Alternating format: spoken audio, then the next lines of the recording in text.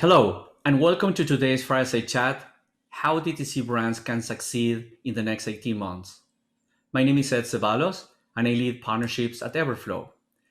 My guest today is Rick Watson, who is the expert I follow to keep the pulse on the commerce industry.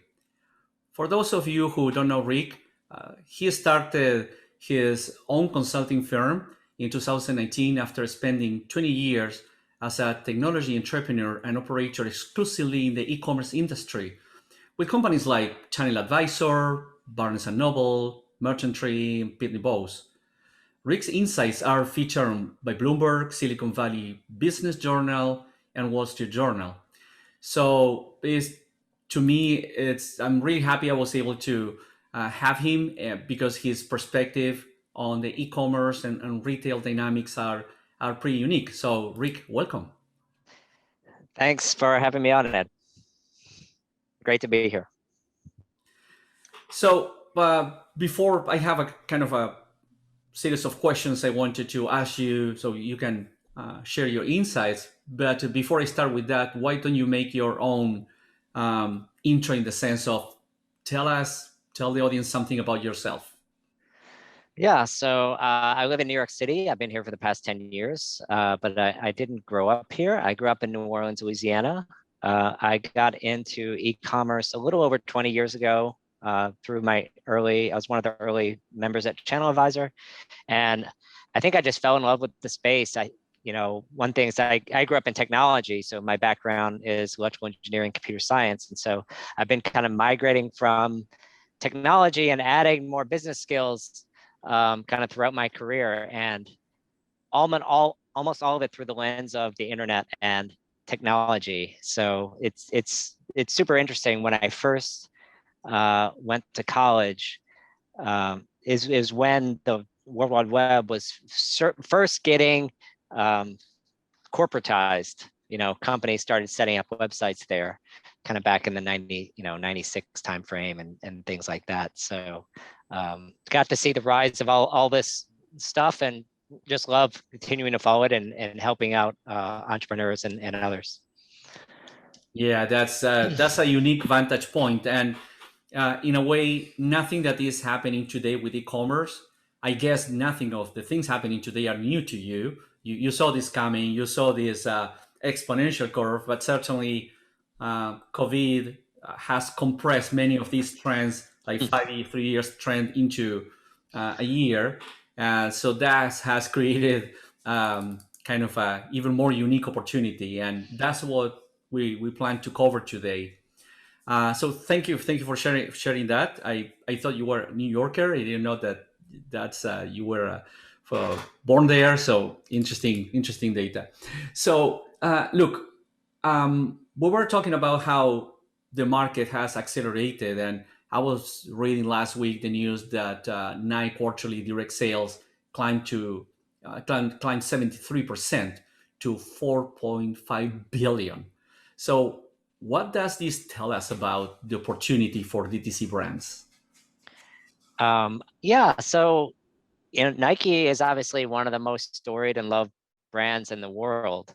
I think it tells us a couple of things. Number one is, like, obviously everyone's not like Nike, so they're a little bit in their own class. Nike and Apple, probably, two brands that are sort of unique in the world.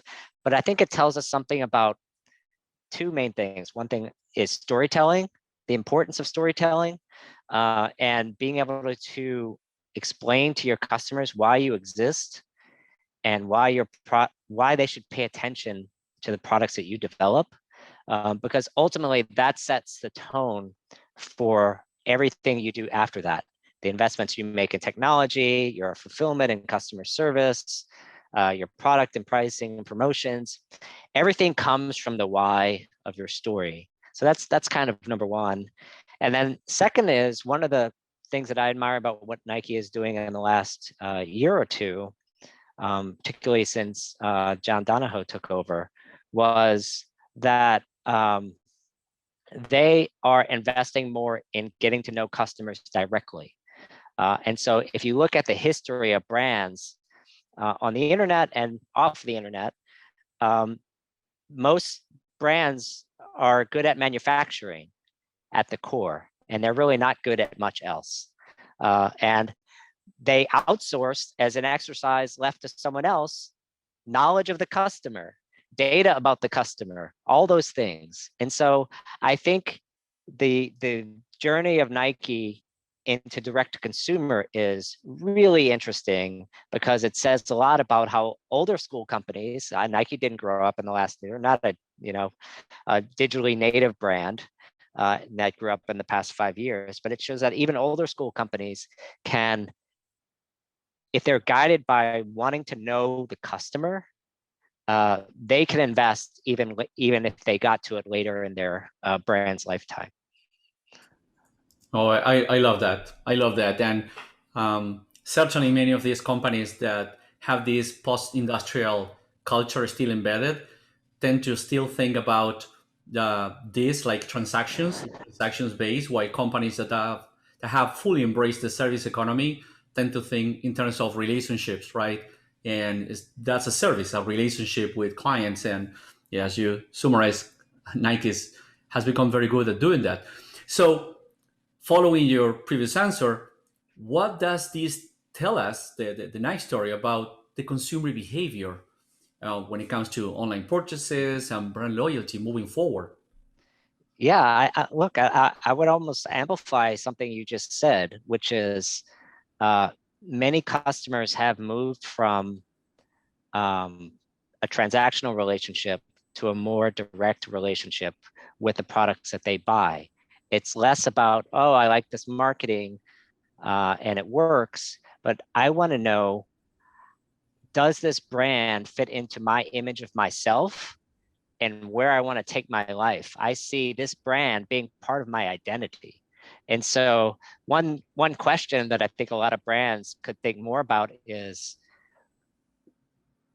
what is the identity that our consumers have for themselves? And how can we help the consumer make our brand part of their own identity, part of their own lifestyle? For instance, if you're selling to someone who likes the rugged outdoors and is in camping, then how can your brand play into that self-image of the consumer and really take them to where they want to go so that they can enjoy time with their family and friends or whatever it is their goals are? To me, that's the exciting thing that that I think we're learning about consumers. Is it's about the purchase, but it's about the relationship and the identity of the consumer too. And that probably explains why social media has become so important in establishing, maintaining this relationship with these consumers and the different identities, right? How that thing you mentioned, how they see themselves, what is that self-image? Some people have been calling this for years the tribes, right? And you can see so many tribes out there, right? Amplified through social media, and social media allow brands to establish a better understand and establish better connection with them.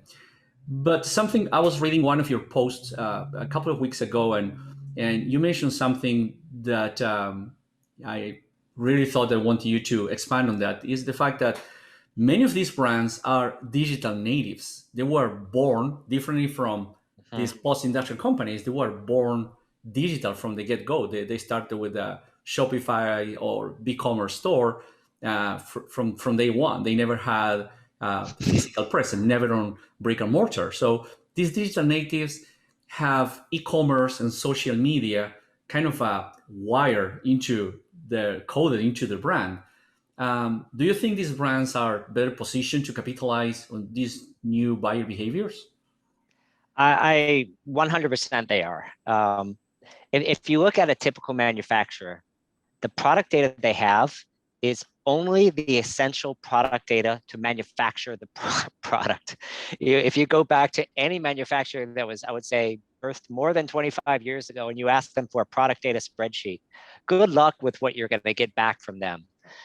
Maybe it will say the country of origin. Maybe you'll get a PDF with a CAD image of it, and about a 6-word description, and that's about literally it that you're going to get from them.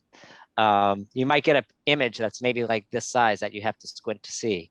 And so I think the huge benefit that you have to being digitally native is you grew up in the internet generation.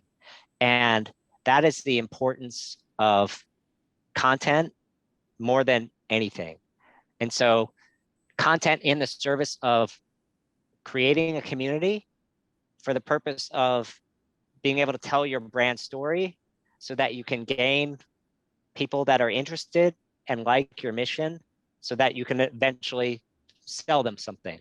So it's a multi-step journey that content helps brands take, particularly when you're talking about social media. You're not always just talking about, oh, I need to sell you everything every time I post something to you, because that tends to decrease trust unless that's really the only relationship you want with a consumer. The more higher trust relationships are the ones that where you're actually trying to develop a relationship. You're trying to learn more about your customers at the same time that you are posting new content.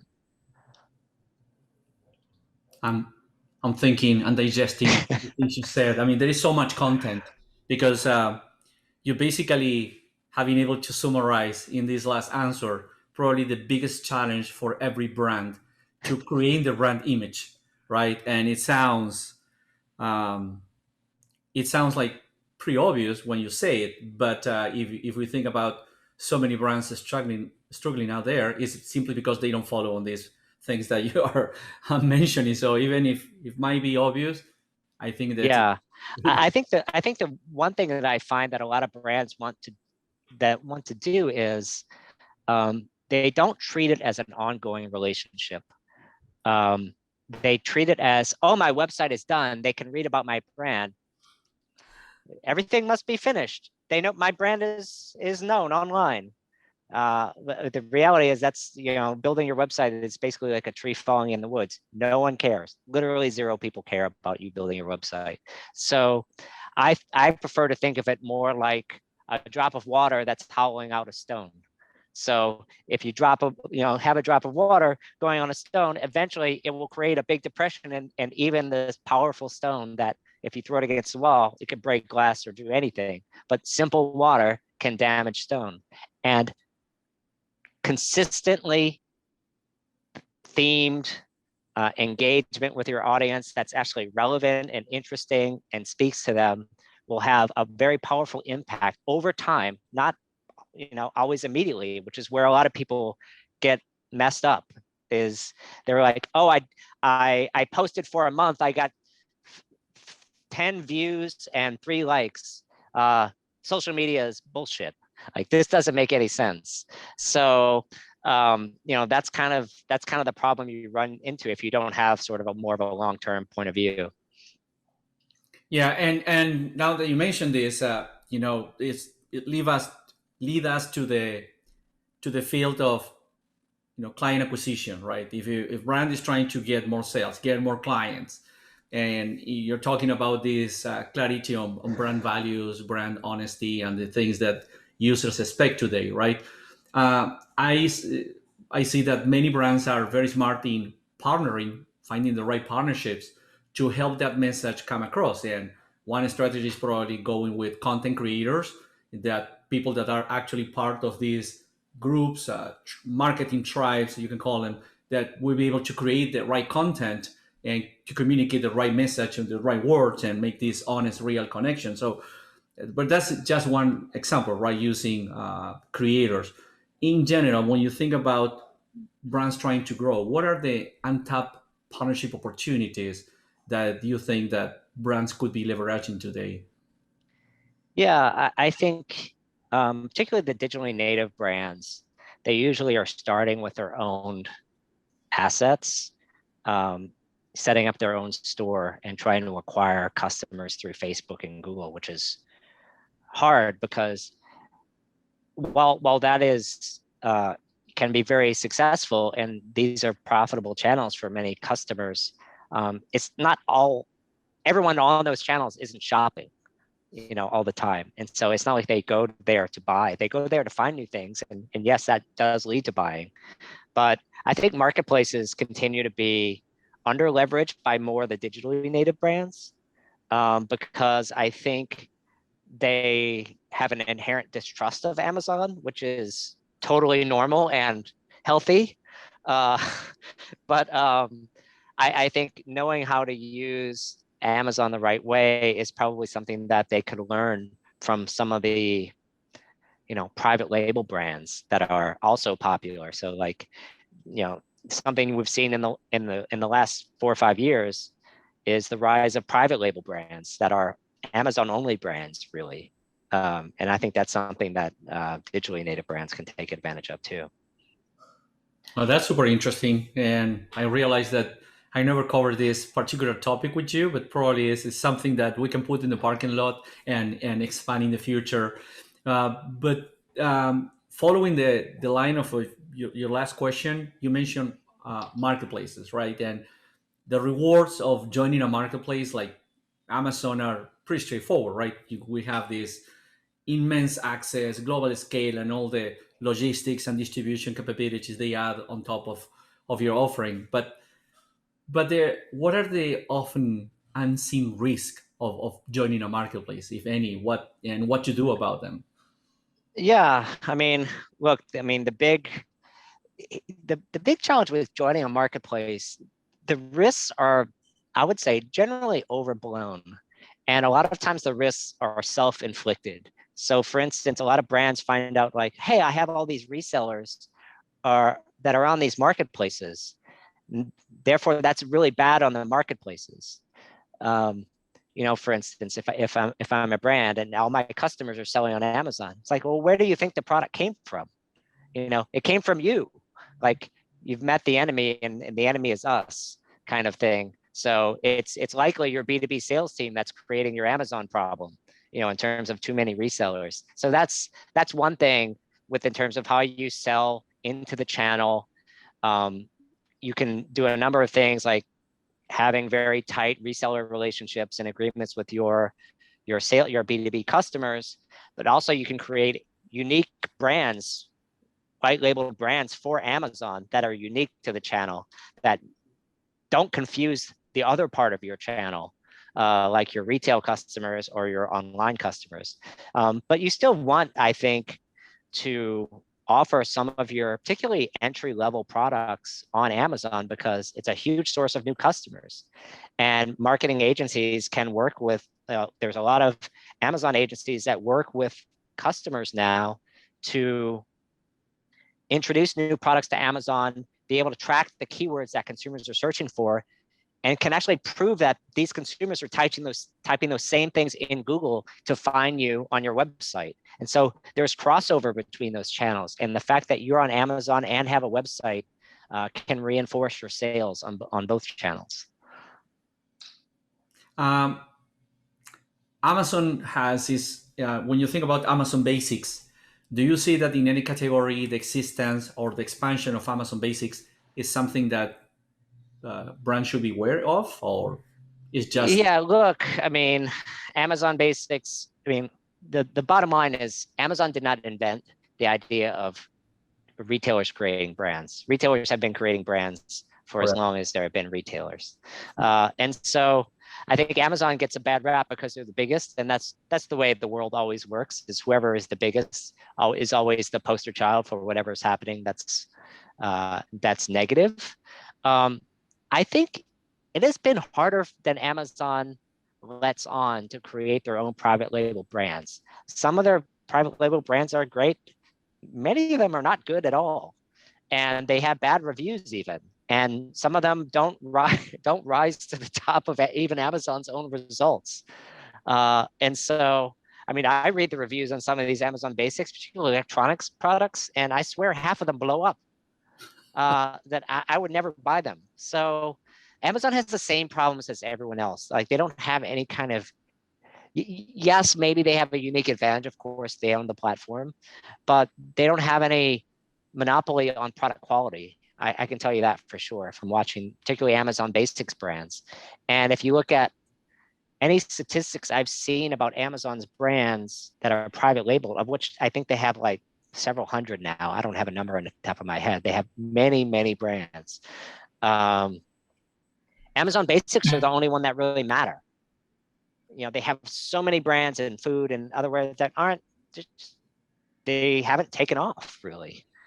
And so I think number one, I think the risk is overblown. Number two, I think even if you don't sell on Amazon, Amazon could still copy you. You know what I mean? Just because you're on Amazon, the fact that you're on Amazon isn't 100% the reason Amazon copied you. Amazon looks at data about trends.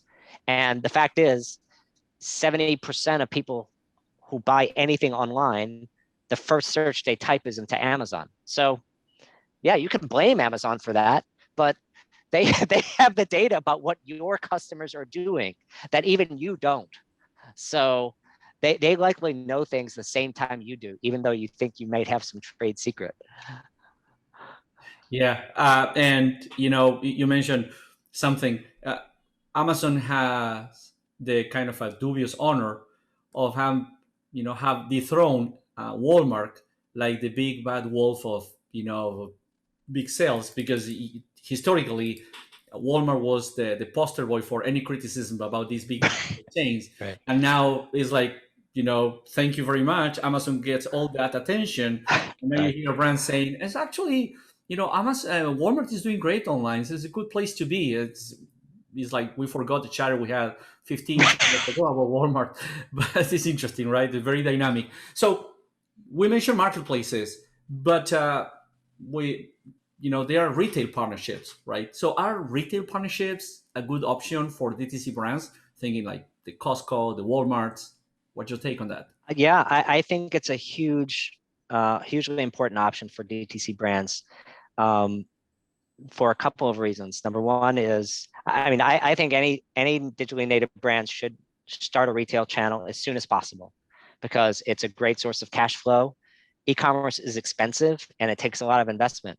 Whereas if you can get wholesale orders, that's immediately cash flow for your business. And so I would advise that really for anyone, any of these retail partnerships. That's number one. Second is, and this is an enormous trend in the past 5 years, but it's even started to accelerate, is there are many retail media platforms out there that have advertising solutions for DTC brands now. So a huge, Amazon has developed a $21 billion advertising business. Walmart is investing in their own advertising platform in the last 2 years.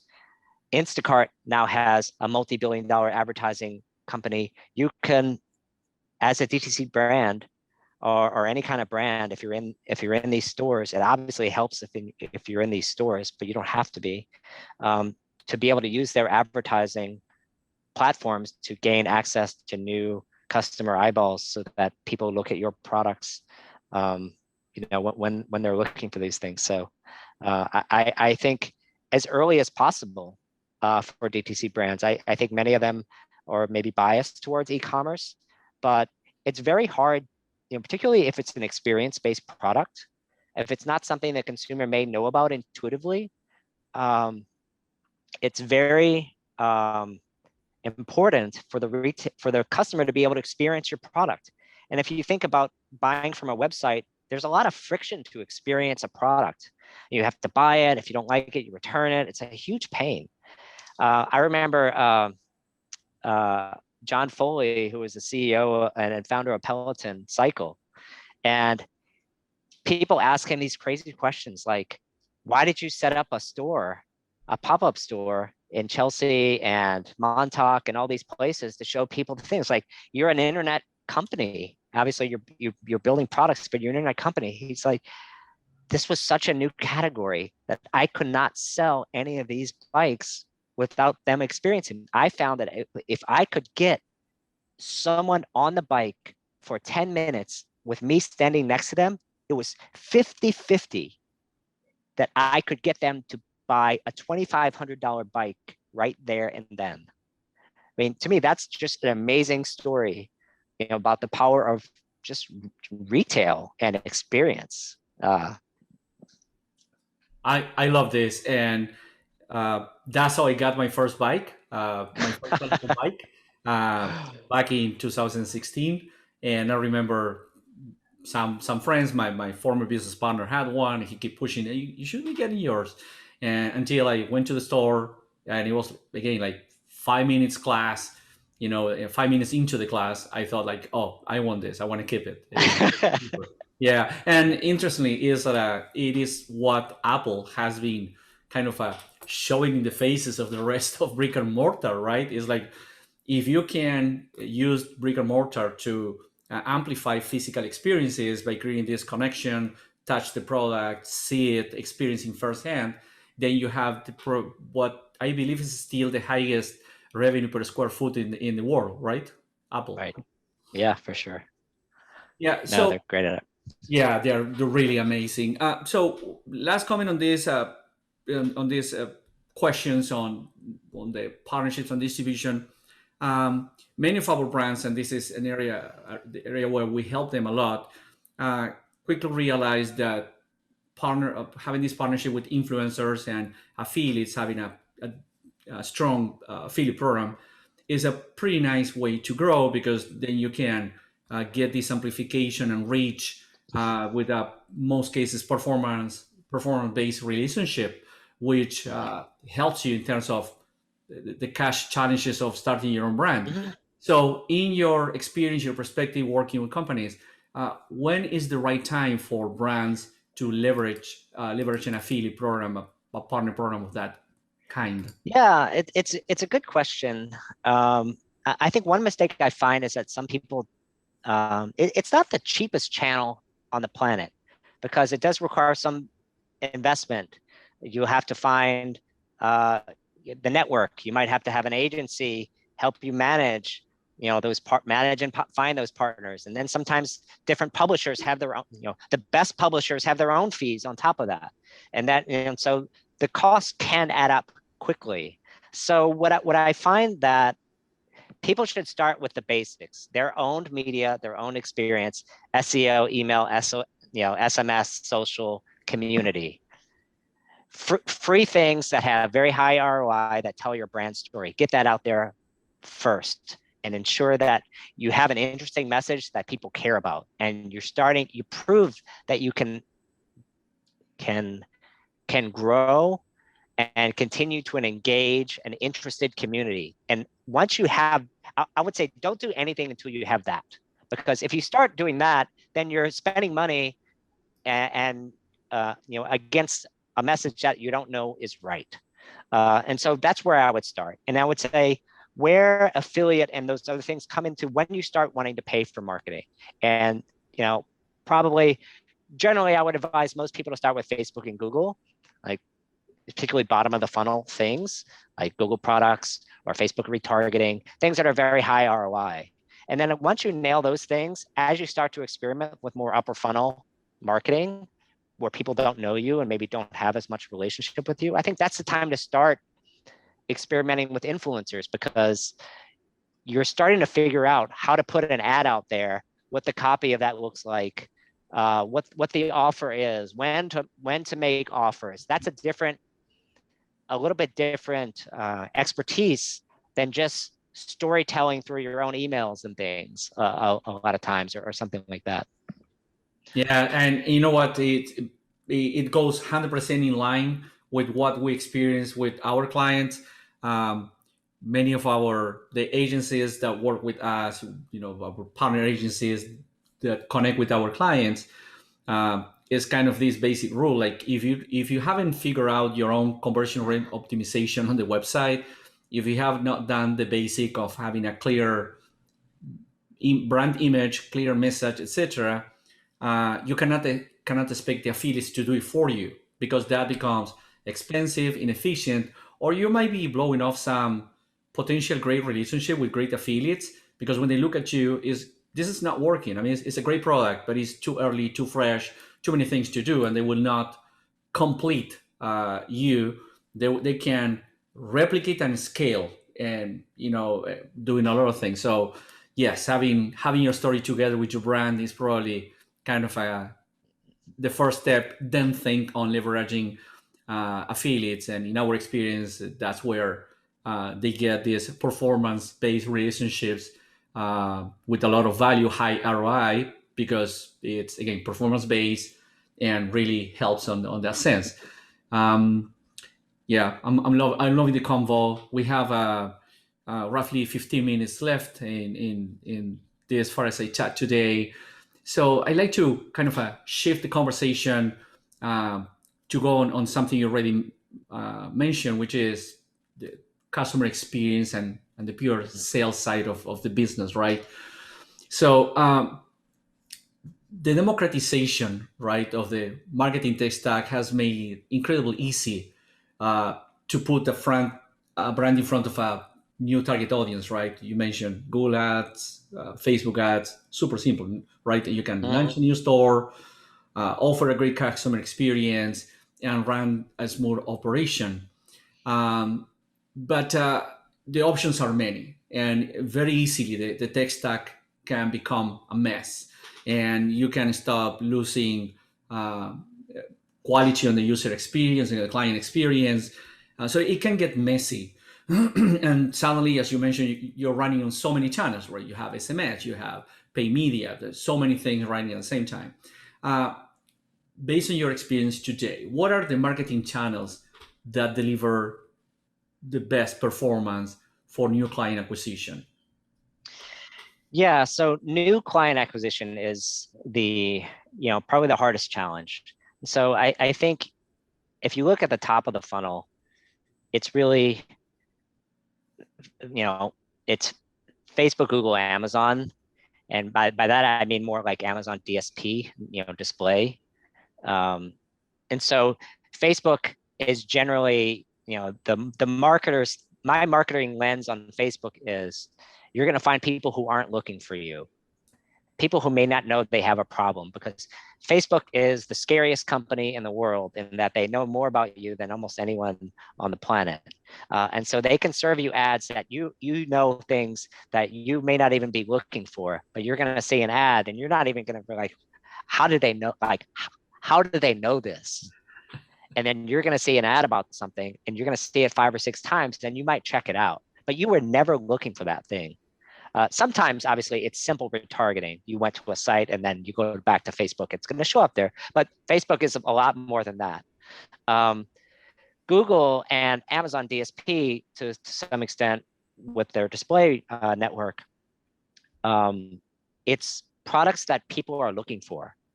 And so if you type something into Google, you realize you have a problem. You're hunting, you're searching for something, and you see a paid search ad there. And so it depends on where customer is in their awareness journey of the problem of the market problem you're trying to solve, right? If you're trying to solve the fact that,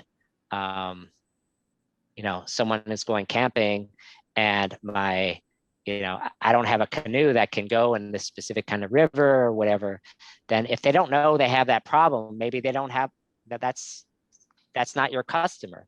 But if the last time they went camping, their canoe broke and they lost a paddle, then maybe they are looking for something new. And so they're hunting on Google to finding reviews and all these things. And so if you're able to get your SEO up or have the right kind of paid ads, you can find people that are really looking for solutions to problems in their lives. And so that's why that's where most of the traffic is. And so I think those two types of customers, once they don't know they're looking for a product whose problem you solve, and then Google is more, they're actively looking for answers to a problem in their lives. And that's kind of how I think about it from a new customer acquisition perspective. Not sort of I put email and SMS more in the existing customer relationship. Yes, yes, yes. And we see that a lot. And we also see that it's being used more and more to drive an increased conversion rate.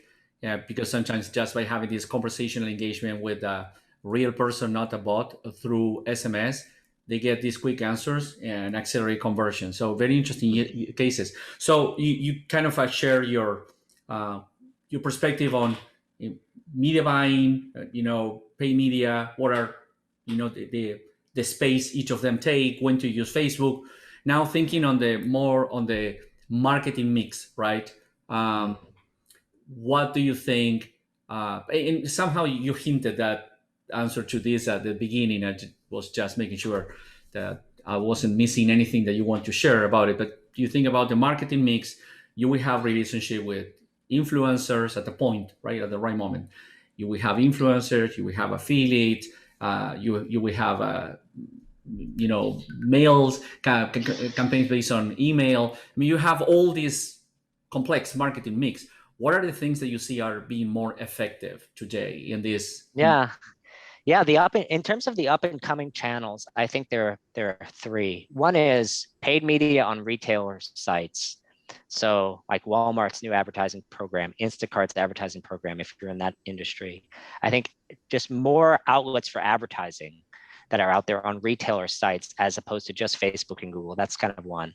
Second is I do think influencers is hugely beneficial. And if you look at one of the biggest sites of the internet now that actually bypassed Amazon in terms of the most popular e-commerce app is the Chinese e-commerce site Shein, which is essentially they took fast fashion and put it like they put the dial up to 100. They can create new products with like literally a 3-day turnaround. And they noticed some new trend on Instagram or wherever. They create a product in 3 days and it goes out to all their influencers, and they have just been turning that crank over and over and over and over. And so they've been super successful with that strategy, and I expect they will be extremely imitated as a result of that.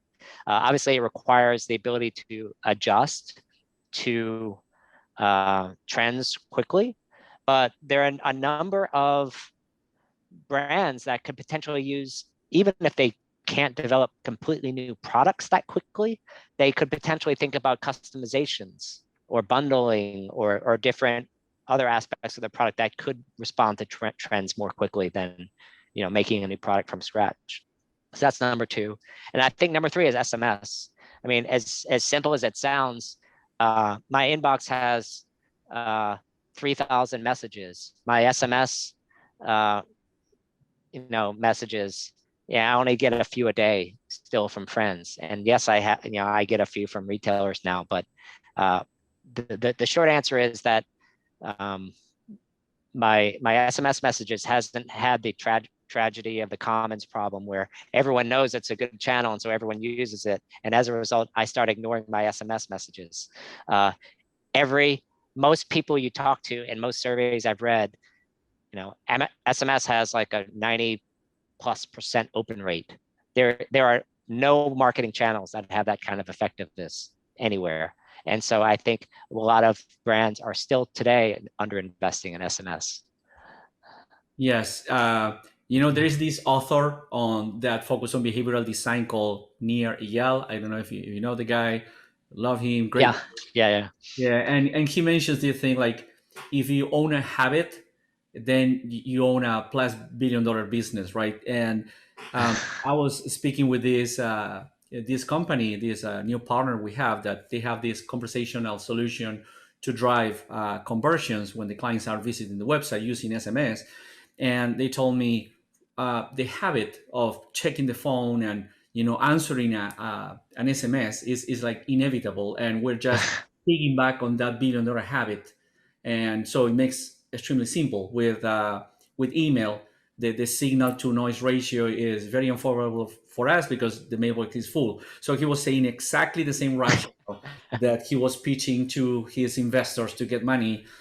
So yes, we will see very interesting things happening on SMS, and that's why we see other giants, big companies that are partnering with part of the Shopify ecosystem, BigCommerce, etc., that offer that functionality. So super interesting.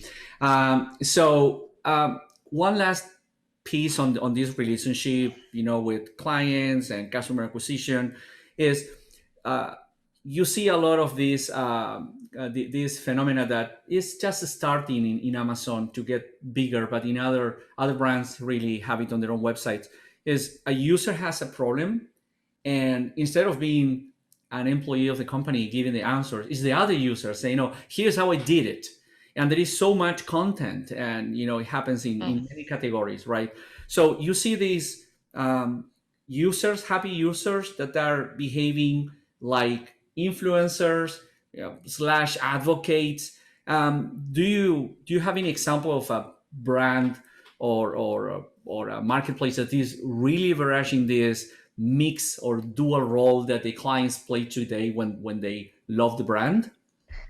Yeah, it's really interesting. I would say if you look at, even if you go back to sort of what you call old school internet communities, which are like message boards, those are hugely important for brands to understand how they use. When I was in North Carolina, I did a couple of triathlons, nothing like big or long, but the as soon as if you're new to any sport, you want to find people who have been doing the sport before. So you would go to triathlon message boards, and then you would see people that post something on there, and then there would be a link in their profile to the gear that they have. And then of course you want to buy the gear that they have because this is the expert. And so to me, that's like the simplest example of a community that can sell things. There's another a group that I follow it's a social media company. It's called Go Wild. It's essentially like a hunting social media community that's unique to that industry, like sports and outdoors and hunting and things like that. But what they've done is they've started to build this multi-sided marketplace where you have users that just want to chat about the upcoming hunting season and what's happening in their community and getting together and whatever. But gear is a big part of that. What gear you're using and how you're doing it and what scope you have and how do you stay warm and what boots you use. All these things are super important. So they're sharing gear with each other, and they're affiliates to these brands as a part of that community. And so they're bootstrapping that to become a marketplace themselves. This social media company started with affiliate relationships to pay something back to their subscribers that are posting content with links to gear. But now they're becoming a marketplace themselves. So that's a new opportunity for brands to sell direct to people who are really just got their origins in community and sharing and learning about something that someone else might know about you. Those are the stories of retail that I really like. That's why I enjoy talking with you, Rick, so much. So I have a last question for you today, and is we cover different topics, but for those founders of these DTC brands that are listening to us, listening to your insights, what are the key takeaways? Where brands should focus in the next 18-24 months to thrive and grow and capitalize these amazing growth opportunities that the market is presenting to them? What would be like your key messages Yeah, to them? yeah. I think it's interesting. I tend to be so because of all the crazy stuff we've just been through the past year.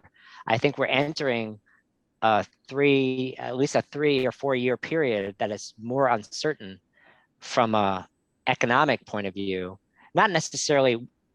I'm not saying e-commerce is uncertain. I'm saying the world is uncertain. Like e-commerce is within a broader context. Like the world is messed up right now, guys, and so we need to be aware of that. And the world is connected, and so international supply chains are screwed up. And so I tend to be a very old school person from that point of view. Is my focus are really like in these three things. One is supply chain and availability. I have this thing that I've been harping on the past few months is availability is marketing. If your product is out of stock, you cannot sell it. And so ensure that your supply chain, your manufacturing supply chain is what I mean here, are flexible. You have backup suppliers. Those suppliers have backup suppliers. You know, you don't have, if something happens to one of your warehouses, you could switch to another one. You've even thought about the possibility that could happen. I've talked to so many brands where, oh, I'm using this 3PL. The 3PL is fine. Maybe it's not the best one in the world. Amazon moves in next door. Their labor force completely wiped out because Amazon hires all the people in their 3PL, and then instantly all their lead times to consumers are tripled. I've heard that story so many times now. And so supply chain and availability, I think, are super important to focus on. And I think in particular in the next 18 months, you want to make sure that you have options and backup so that you have flexibility. And even if you don't have the absolute lowest price, it's worth it to you, I would say, in the next 3 years. So that's number one. Second is profitability and cash flow. Know your costs, know how you make money, know which profits are make money. Down to the SKU level, what are your margins by SKU? Which ones are important? Why they're important? Where are your costs coming from? How can I reduce some of these costs? So understand how your profitability and your cash flow play out in your business. And then once you have those two things, then I think you can get back to our marketing roadmap, which has been a lot of our discussion, is how can you really start to understand, who is my customer? That's, like, to me, the number one question that every brand needs to be able to answer. Who is my customer? Because once you understand the who, then everything else becomes a lot easier. Like, where are they? How do I find them? What do I need to talk to them about? If you don't know who they are, then you're really wasting a lot of money on the internet, and most people don't have that much money to waste. And you know what? There is an example, a brand example you mentioned before that is like a living testimony of what you said, and it's again Peloton, um, because they know so much their clients so well. They have convinced somehow the clients that it's okay to wait 8 weeks, 12 weeks to get your bicycle, but you pay upfront the 20 grand, the 2,000, the 2 grand or 22 grand that bicycle costs today, and they happily wait, and they are posting in their own community, right, in the Facebook community, which I'm part of, and I see people, I'm so happy, only 4 weeks to go, uh, but they know the It clients, sounds so it sounds crazy, right? yeah, but because they know the client, they were able to have the content, the community around it, the value proposition so clearly aligned that they can make this agreement. Okay, I can sell you the bike, but it's going to take this time. Clients happily wait, paying upfront, like in the 80s. And the second piece, when you mention this, any product sale used to be a challenge of distribution, right? And that's how Walmart was able to establish that dominance. It was a distribution skills game. And look what happened to Peloton. You know, they have big issues. Even Yeah. though the customers were happy, the whole supply chain got wrecked. Not only because they were growing fast or faster than expected because of the pandemic, but also because there was a supply chain disruption happening. The same one that makes it harder sometimes to get some appliances of some brands because steel Right. supply chain of it. So I think that your advice is crystallized on that example, because they even though they have the money, the market, the message, etc., they suffer that. So Rick, thank you very much. A pleasure having you in our fireside chat. I hope that we have a new opportunity in the near future because you have so great insights to share. Um, any last comment? You know, if people wants to reach out to you, what is the best way to contact you? Yeah, I mean, the easiest thing is I'm on LinkedIn. You can find me just searching for Rick Watson. If you can't find me, Ed will tell you where to find me, or at my website rmwcommerce.com. Thank you very much.